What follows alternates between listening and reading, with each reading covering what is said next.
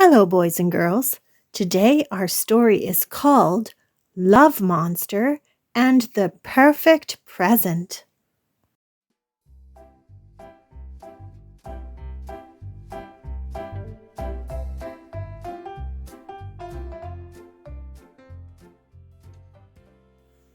Love Monster and the Perfect Present by Rachel Bright.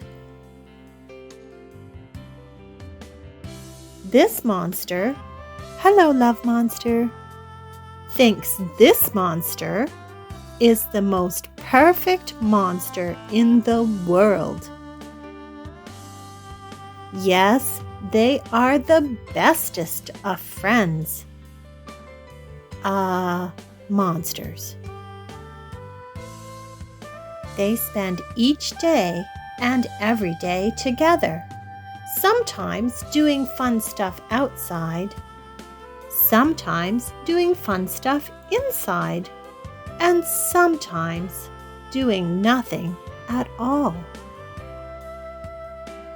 But there is one day in Cutesville where these particular monsters live that is different from all the others.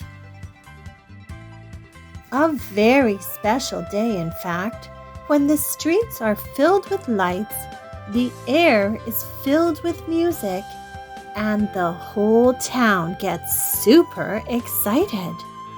Yes, once a year in Cutesville, it's Present Day, when everyone gives a lovely someone something lovely. Oh my goodness! To show how special they are. Wow! It's pretty much the best day ever. What can it be? So why does this monster look so worried? For me? Well, this year, Love Monster wanted to give a certain someone something perfect. The most perfect present in the world. But finding such a thing is not easy. It was time to think very hard and to go shopping. And oh, the shops were full of hundreds of wonderful, shiny-ful things. Love Monster was sure he'd come to the right place.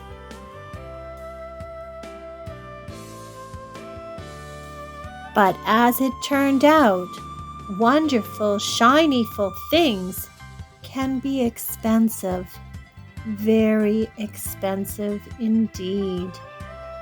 There just wasn't enough in his saving up jar. Oh dear, poor monster. What was he to do? It was almost present day, and there was only one thing worse than a not perfect present, and that was no present at all. Love Monster worried all the way home. He had nothing to show his perfect monster how much he cared. But that was when it hit him. Boink! Perhaps he had everything he needed. He had paints and glitter. He had some wood and some glue. And, most important of all, he had an idea. There was a lot to do, and not a lot of time to do it.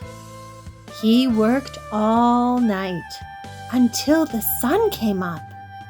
And when present day arrived, so did the most perfect monster in the world. And whew! Love Monster did have something to give. Something to be very proud of. You see, sometimes the perfect present doesn't have to cost very much to mean absolutely everything.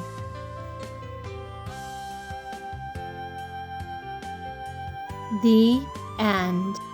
Love Monster gave his friend a beautiful craft that he had made. It said, "You are sunshine and stars to me." Isn't that lovely?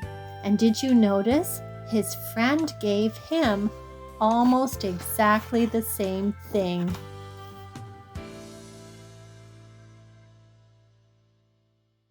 I hope you enjoyed the story today, boys and girls.